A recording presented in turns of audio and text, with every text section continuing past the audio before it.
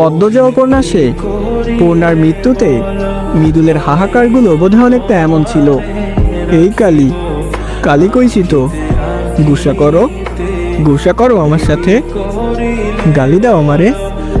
ও পূর্ণা, ও ভ্রমর, সাইয়া দেখো একবার, আসমানের পরি তুমি, সবচেয়ে সুন্দর মুখ তোমার। হাসো পূর্ণা, হাসো। আম্মা, পূর্ণা কথা কয় না কেন? ওই পূর্ণা, কথা কও না কেন?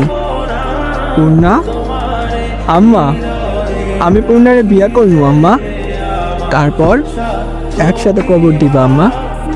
আপনারা আমারে কবর দিবেন না? কথা কর না কেন? ও আম্মা, বড় মানুষ থেকে বিয়া করণ যায় না আম্মা?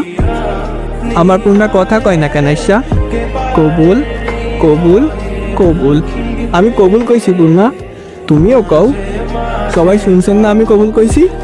সবাই শুনছেন না? এখন তুমি কও। পূর্ণা, আমার এত বড় শাস্তি দিও না পূর্ণা, আমারে সাথে নিয়ে যাও। আম্মা, জিন্দা মানুষ কবর দেওয়া যায় না আম্মা?